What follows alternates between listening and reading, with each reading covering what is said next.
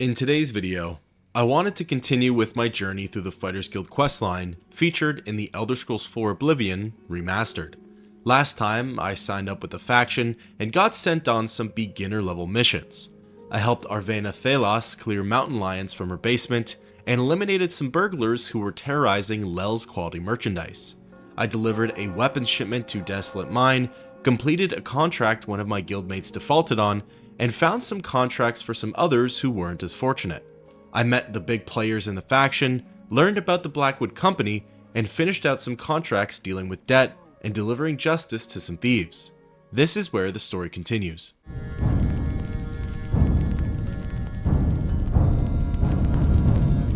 Through other adventures, I got some nifty little gear upgrades. For starters, I went back to the Melian Tomb and collected the rest of Brusev's gear.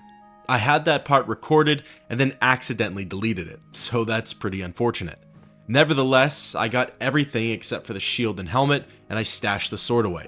The armor looks phenomenal, but it's a little heavier than most other light armor sets, so I'm not 100% sold on it. I also went out and retrieved the dagger, Witsplinter. Although, in its current state, it's not much more than a slick-looking steel knife. In any case, I was ready to continue my journey through the questline. What can I do for you? You're due for advancement. I hereby name you Protector of the Fighters Guild. I've been told to send you to Coral for some duties. Speak with Orion. A promotion and a contract from Orion himself? What more could a guy ask for? Before heading out, I did a quick level up and splashed some points into intelligence, willpower, and agility. To be honest, this build was slowly turning into one that I didn't really want. The original vision was a stealth mage who crits with destruction and uses conjuration for weapons, i.e. a blade and bow. However, I haven't been notified of any attack bonuses while firing off a spell undetected, and the bound weapons I'm capable of conjuring right now haven't been that helpful. Although, it's not too late to make some changes, which is something that's done later on. In any case, arriving at the guild hall, I sought out Modron. I've got another job for you, slightly off the record. You'll be going on a mission with Varanus Daunton. Yes, the Guildmaster's son. You're to accompany him and make sure he succeeds. He needs some time in the field to get his confidence up, or he'll never become a good warrior. Valena coddles the boy too much. Doesn't want him in the line of fire. Suppose it's no surprise after Vitellis. Valena Daunton's eldest son. Good man. We lost him on a botched mission recently. You've probably seen the other wounded around. If you're smart, you'll steer clear of the subject around the Guildmaster. Perhaps you and I will have time to discuss it more later. His mother's been holding him back, protecting him. You'll go to Nonwell Cavern with him. Galtus Previa was lost there, and you're to find him. And not a word of this to the Guildmaster. Go find him. He'll be in the Daunton house, most likely. And bring him back in one piece. Weirdly enough, Orion calls the guy Varanus, while most others say Varanus. I've personally always said Varanus, so that's what I'm gonna go with. Greetings, guildmate. What can I do for you? A mission? Well, of course. I'm sure we can do this. You say this came from Orion himself? Well, perhaps I should speak with Mother first. Oh, I'm prepared. Of course. I'm sure there's no need to speak to Mother at all. Let's go. Yes, my older brother. He was lost on a mission. Vitellis died valiantly, as we all knew he would. He was the best of us. I'm sure our mother is very proud of him. I was really interested to hear that the devs switched out voice actors for Varanus. I'm not entirely sure why they did that. Maybe just to have a wider array of voices in the game, to convey some different emotions, who knows. It was a change that they really didn't have to make at all, so I'm just curious on why they decided to do it. In any case, Nonwell Cavern is a brief walk north of Coral. Going on inside, I encountered the same quirks that I used to in original Oblivion, so it was good to see that some things never change. Without warning, Varanus would charge ahead through the dungeon, running across tunnels and chambers, aggroing onto enemies I had no clue were even there. He definitely wasn't waiting for me as backup, and while it was entertaining to watch, he'd get knocked out and I'd be left to deal with 3+ enemies at once. Thankfully, I had my fire spells for the trolls, or else I would have been in deep trouble. If anything though, I never really thought how much that buffs up the immersion. Of course, a greeny newbie like Varanus would be eager to rush into battle, regardless of the consequences. He wants to prove himself to the guild as well as to his mother. So yeah, why wouldn't he recklessly charge in and attempt to show off his skills? There was another issue I'd run into with Varanus, and thankfully there weren't any consequences. He'd run right in front of my target and take the full brunt of my cast. This knocked him out more times than I could count, but luckily all it really did was put more of the opponent's heat onto me. Progressing through the dungeon, we started with trolls and then moved on to ogres. Really just the worst things you'd want to see if there was any hopes of rescuing Galtus Previa alive. Like mentioned before, Witsplinter was a neat addition to the arsenal, and if it was fully repaired and recharged, maybe it could have done more to my enemies. But in its current state with my skills, I would have been better off whipping pennies at the beasts. Eventually, Varanus and I entered the room that contained the corpse of Galtus. Something the remake did that in my opinion is an interesting choice was allowing regular NPCs to have red eyes, which is exactly what we see with Mr. Previa. In the original game, that's how you knew someone was a vampire, a character you'd keep your eyes on all the time. Now, any Joe Schmo can have undead eyes, and you'd be none the wiser. Back to the story, beside Previa's corpse is a broken shield. The shape is quite odd, and getting a look at the front of it, you may or may not recognize the emblem. Taking the piece, it's now time to leave Nonwil Cavern and report back to Orain. Venturing through the rest of the dungeon will bring you some minor loot and tougher opponents. Varanus and I even ended up facing off against a Minotaur together, which was probably some good experience for him. You're back. What have you found out about Galtus Pravia's disappearance? Dead? Damn, what got him?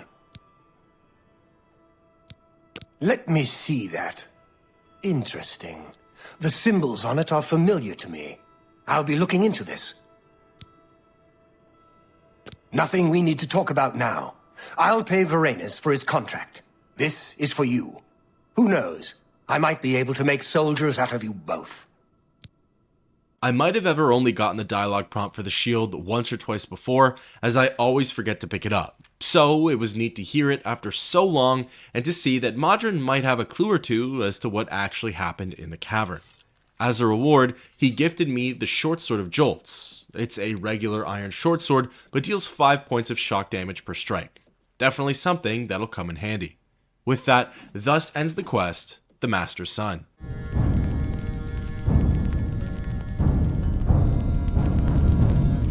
Checking in with Orain, I wanted to see if there was more work to be done. You again.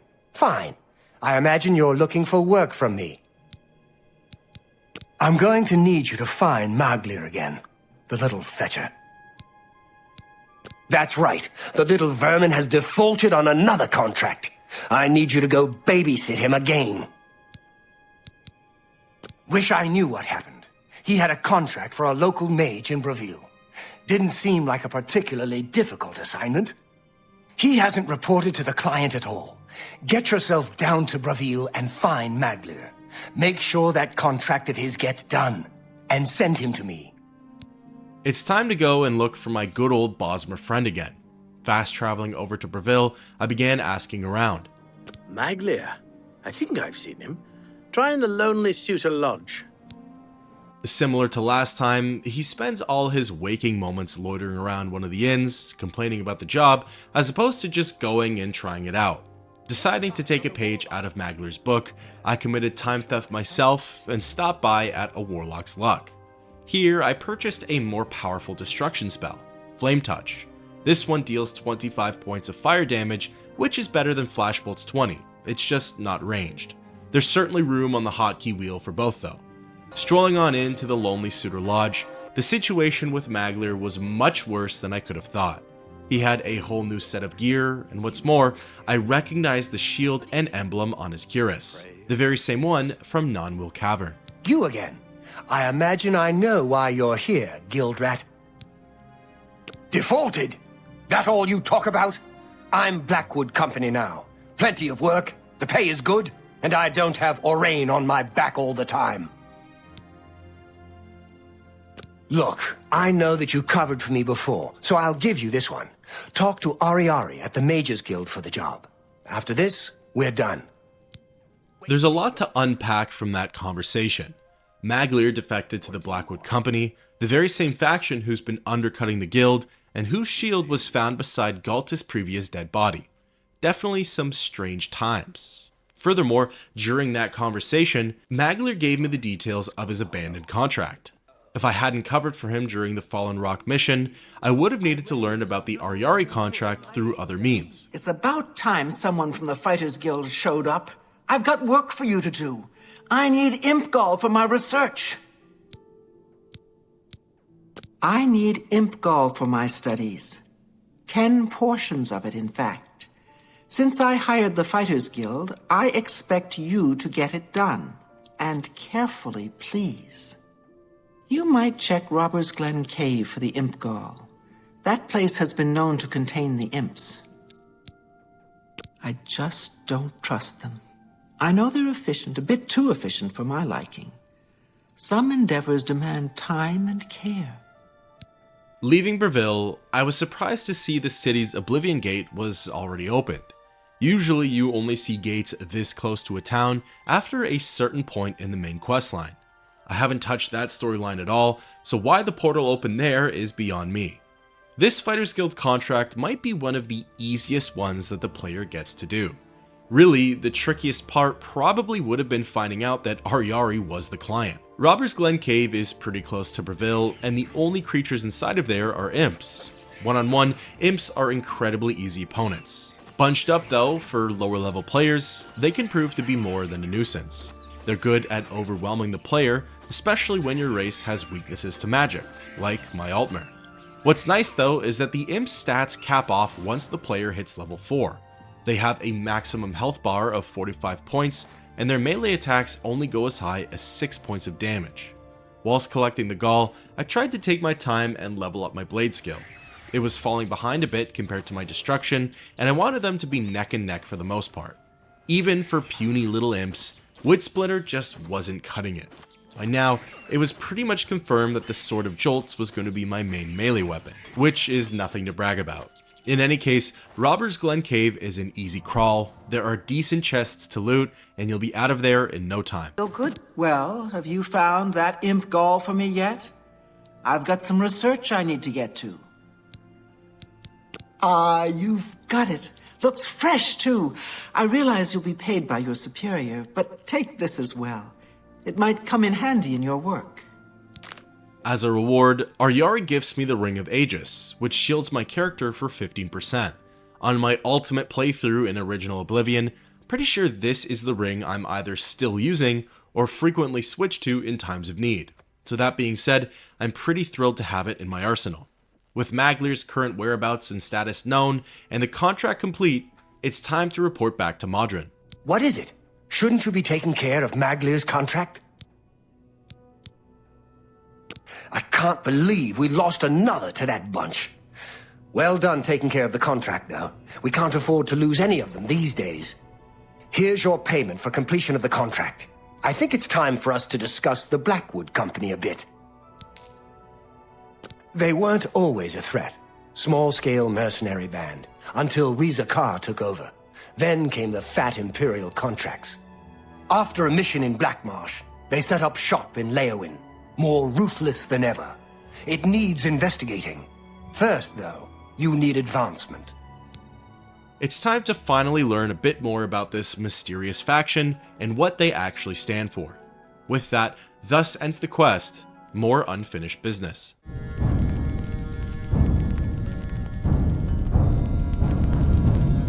Resuming the chat with Orain, there were still some important matters to discuss.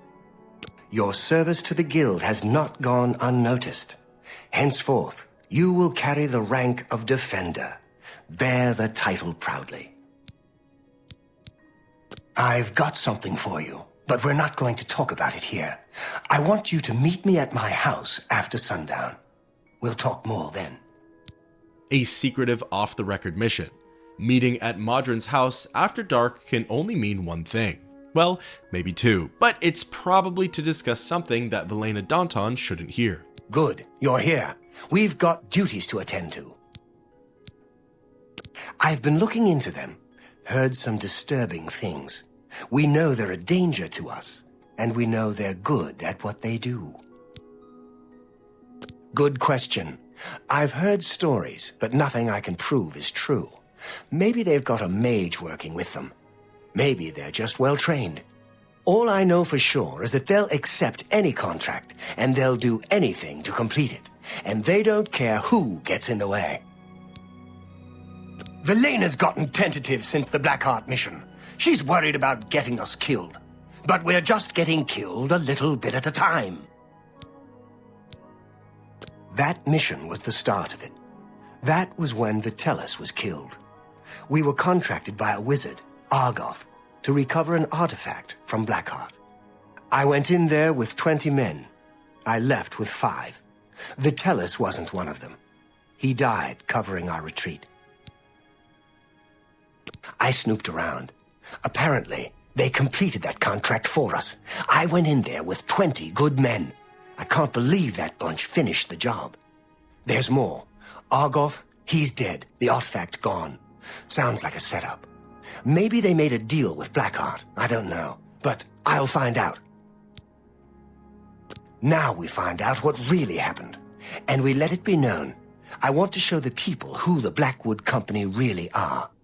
I can't order you to do this with me. It's dangerous, and Velena isn't going to know about it. It's your choice. We leave as soon as you're ready. I want to investigate Blackheart's stronghold in Arpenia. Meet me at the Leowen Guild Hall. We'll go from there. Now, a little more light has been shed on the Blackwood Company. We got to hear about Vitelis Danton, his downfall, and some conspiracies regarding the competitor and Azani Blackheart. Before meeting with Modron, I paid a quick visit to the Imperial Market District. I wanted to have a brief look around, buy some supplies, repair my gear, and possibly acquire some upgrades, but I didn't have much luck on that last one. I was basically brainstorming how I could steer this build back on track or possibly pivot to something else entirely. I put out a video for the remaster on how I start my Oblivion playthroughs, and honestly, this character was getting a little too close to that childhood build I so desperately wanted to avoid. Back to the story, I arrived at the Leowen Fighters Guild Hall and met with Orain. We need to check out Arpenia. Come on, I'll follow you. I've made an entire video about it, so I won't harp on it too much, but it really is a shame we don't get to experience the life and culture at the other guild halls. We only get to see the politics of the Coral, Anvil, and Shadenhall halls, and you briefly step into the Leowen Hall, but that's about it. You never need to visit the other HQs in Bruma, Skingrad, or Breville for any reason. I know there's 1001 other stories to tell in the game, and we don't need much more from this faction, but if Virtuous ends up putting out some sort of DLC for the remake, I wouldn't mind if some of the lesser halls were involved in some way. From Leowen, the alien ruin of Arpenia is approximately 650 some odd steps away. If you're like me and don't have much discovered around it, you'll pass by some interesting locations, like Nocturnal Shrine and perhaps the odd Oblivion Gate here and there. Arriving and going on inside, my companion and I only faced off against nuisance creatures, and we really only explored 4 or so rooms before he turned to me for some dialogue. Nothing. I knew it. Azani Blackheart isn't here, alive or dead. The bastards. There was no battle. Azani must have made a deal with the Blackwood Company. My guess is that they paid him off. They get the weapon for Argoth, collect the payment, and tell Azani where the mage is. Easy for Blackheart to retrieve the weapon and collect on it. We find Blackheart and get that weapon. We'll finish this contract and let all of Cyrodiil know what happened here. Blackheart has a fascination with these alien ruins. There's one northeast of here, Atatar. My bet is that he moved his base there. I'll lead. I've made a big stink about this in my original playthrough, and I'm super glad that they changed it in the remake. Before, the game had you explore the entire dungeon of Arpenia. Every little section shrouded in fog of war had to be looked over, each nook and cranny and separate chamber. Even then, I vaguely remember needing to be the one who initiated the conversation with Modron in order to actually leave the ruin. So, for my first time in ages playing through the quest, I was stuck in Arpenia for a long time. Thankfully, in the remake, all we did was poke our heads in and then leave. They still kept in Oraine's extremely slow walk to Adatar though. If anything, I might have preferred that they fixed that over the Arpenia crawl, but I can't over complain about the game. After a long march over, we finally arrived in Adatar and made our way inside.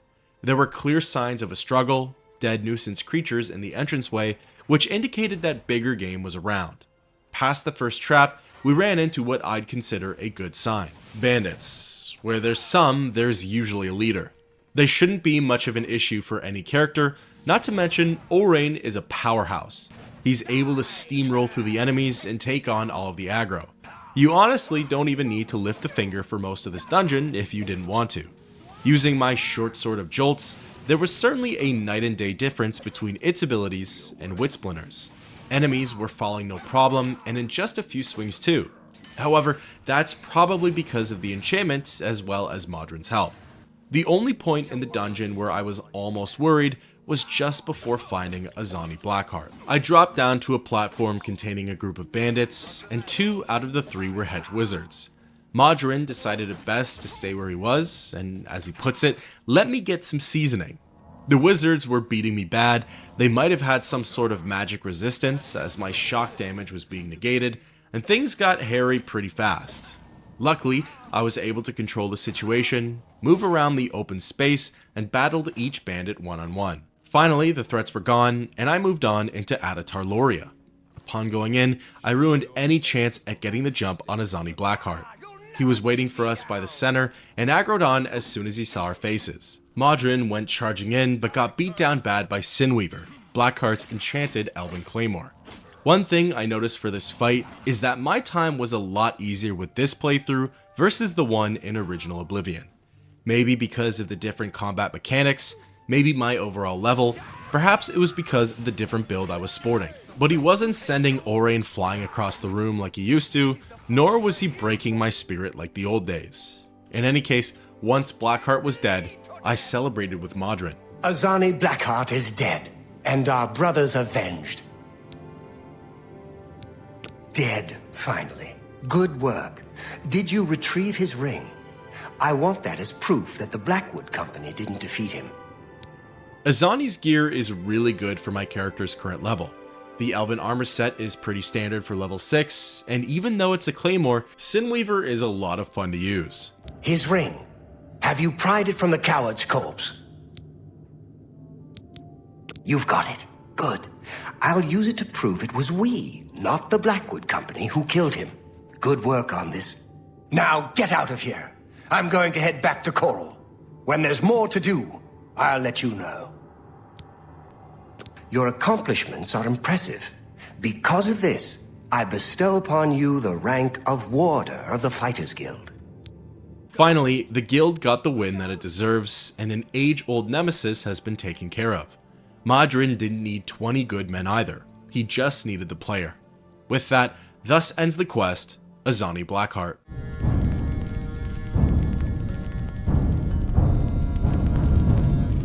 Before leaving Adatar, I looked over my gear to see if it made sense doing any swaps, and in my eyes, it did.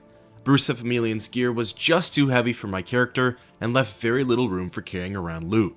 The elven armor was significantly lighter, and if anything, provided the same amount of protection.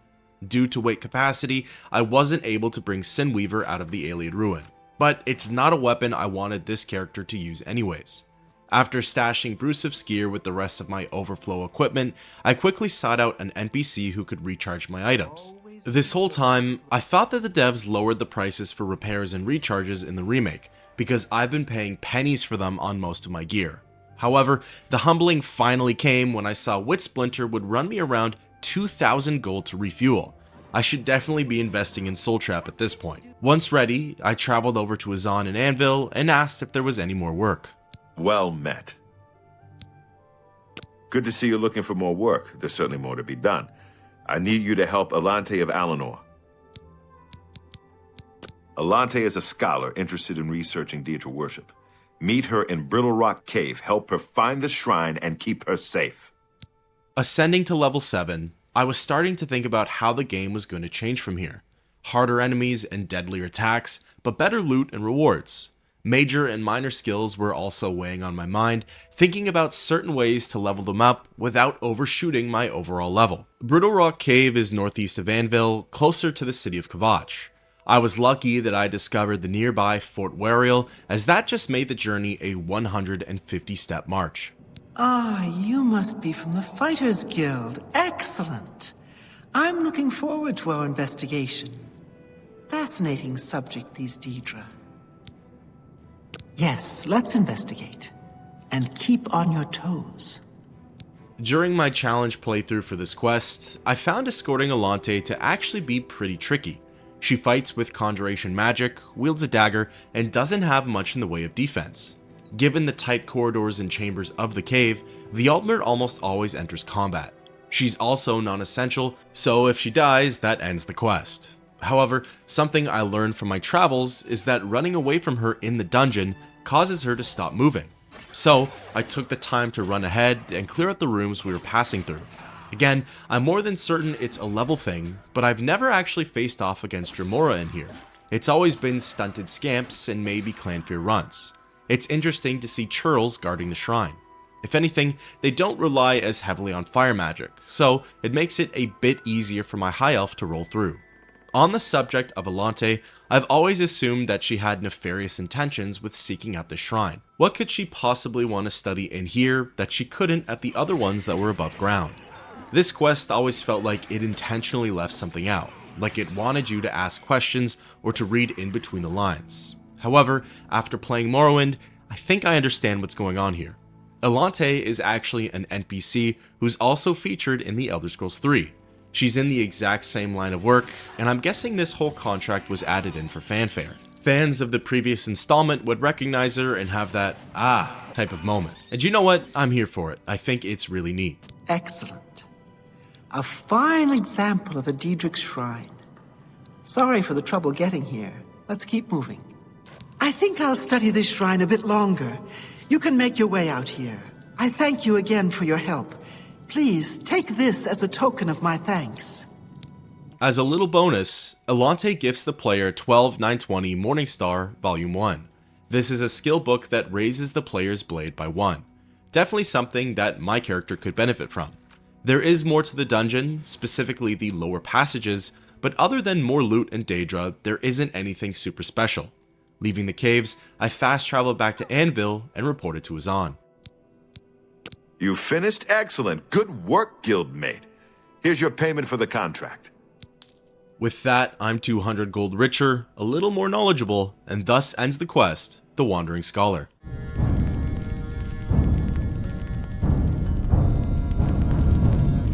After getting sent away by Azan, I fast traveled over to Shadenhall and set out burrs from my next contract.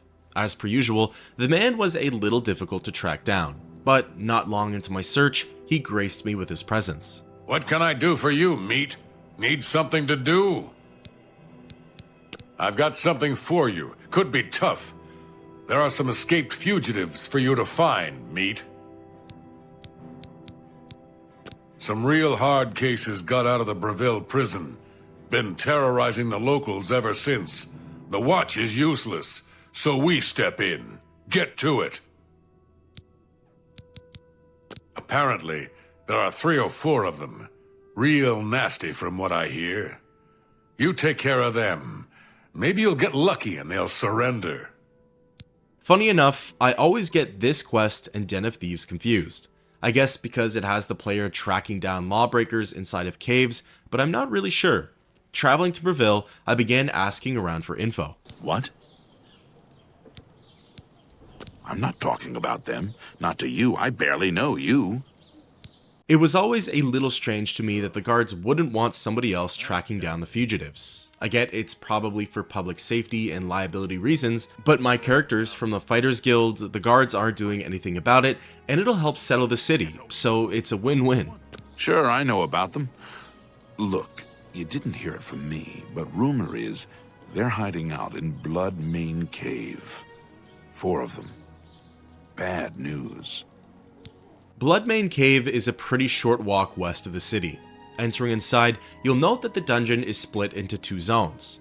The first only contains 2 of the fugitives, Ashanta and Hlofgar. I've never found this quest to be particularly that difficult.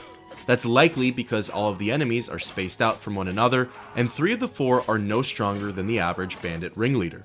Ashanta, Hlofgar, and Dritle are all 1 level ahead of the player. The Nord is a barbarian and fights using a leveled mace. The Redguard is a blade master and wields a longsword.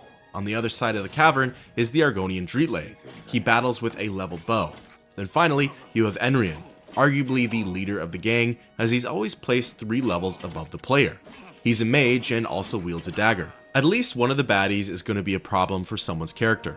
For me, I expected to have the most trouble fighting Enrian, as we both have weaknesses to each other's spells. But in reality, he ended up being the easiest, falling in just a few blasts with my destruction spell. Other than the quest-related NPCs, the only other thing in here was a Timberwolf, but certainly not something to be feared. Once the dungeon was cleared out and looted, I returned to Burz and reported my success. You've got a contract to take care of. Why are you talking to me? Took care of all of them, did you? And you're still alive. Fantastic. You're full of surprises. Here's your payment. Good work. Another completion in the books for the Fighters Guild. With that, thus ends the quest, The Fugitives.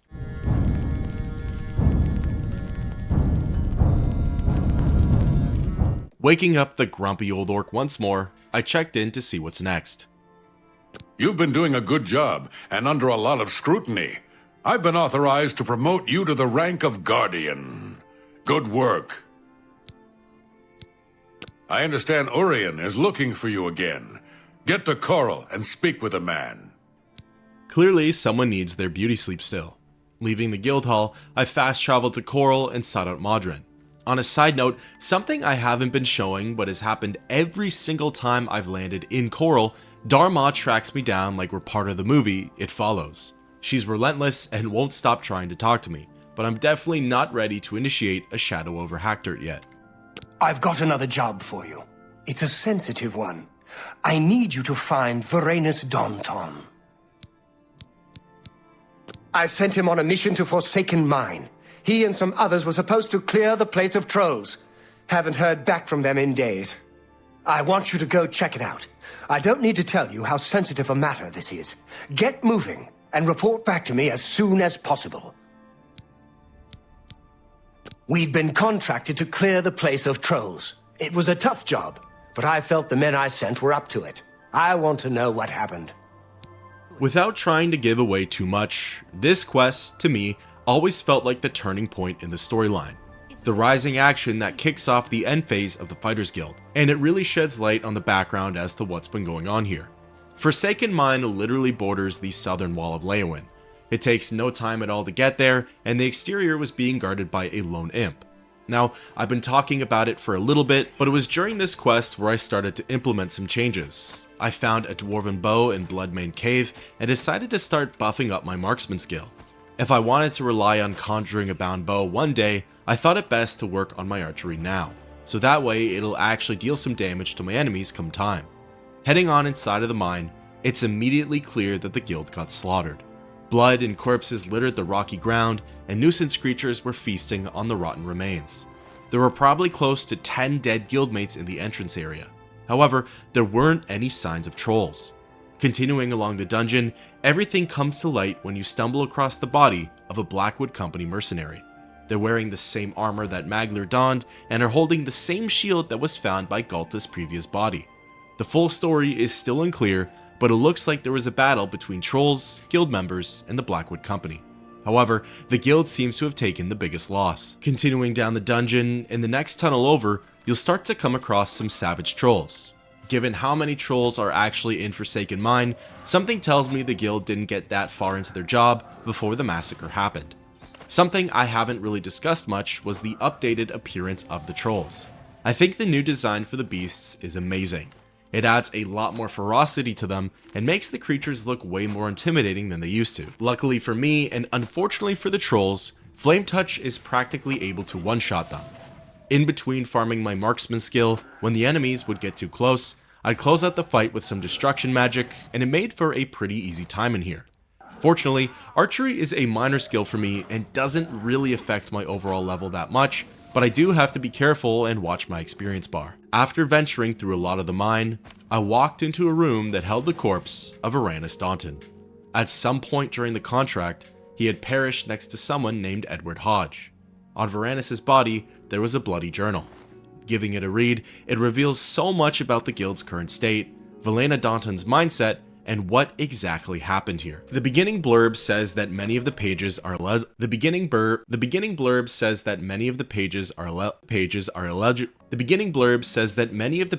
illegible due to blood and general damage. The first entry details how hard Velena was hit by the death of her son, Vitalis. She's constantly grieving at his grave, and Varanus comments how it's better to die for the honor of the guild than to live a mundane life. The next entry talks about how Varanus has been stuck on barracks duty. Both him and his friend, Edward, believe it's to keep him out of harm's way. Daunton then discusses how good of a companion Edward has been towards him, keeping him company at the barracks and purposely forgoing contracts to stay with him. As time goes on, Varanus begins to doubt his abilities. He thinks that maybe Velena has a point in not sending him out. He might not be a right fit for the guild. The following entry has Daunton expressing joy and excitement. It's the day that him and I went to Nonwell Cavern, his first real contract in months. He's able to recognize that Orain still has faith in him and even comments on how it's his job to try and keep me alive. After our outing, more time passes and he's still stuck on barracks duty. He talks about how difficult it is to come by jobs now as the Blackwood Company is dominating the market. Varanus also alludes to being in a relationship with Edward Hodge. This sheds some light on why Hodge chose the mundane work life. It was in order to support the young Daunton and nourish their feelings for one another. The next few entries are brief. Varanus talks about being sent to Forsaken Mine with Edward, a truly exciting day. Then, the writing turns sour. Everyone who was sent on the contract died, including Hodge. Daunton details how the trolls were manageable, but all of a sudden, in comes the Blackwood Company. They slashed away at both the beasts and the guild, cutting like rabid animals. They fled as soon as they came, and Varanus was left to die. The last thing he heard before perishing were the trolls coming for him. His last words were, "I'm sorry, mother." If you didn't piece it together before, the entire story is out there now. The Blackwood Company aren't just mere contract workers, they're something else. They're liars and murderers. A detail I never pieced together before is that this contract was likely set up by the company. The same thing that they did with the Azani Blackheart job.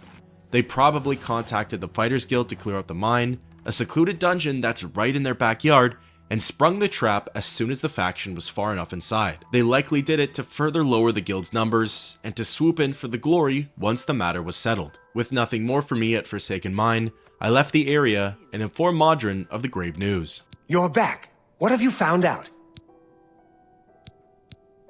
Dead! Dead! What happened? A journal? Let me see that. Blackwood Company. Bastards! Rank amateurs! I don't like to think how Velena is going to take this news. He was my responsibility. I'll be the one to tell her. I want you to lay low for a while. Talk to Azan or grow cash. Let me deal with Velena. You've still got a career ahead of you. This act is going to bring on war between the factions, but first, Velena needs to hear about her son. I can only imagine what the fallout is going to be like. This was a massive hit to the guild, and we lost a lot of good members. The ranks are thinning, and it feels like the Blackwood Company is only growing. The following events are going to kick off the end phase of the storyline, and we'll get up close and personal with the rivaling faction.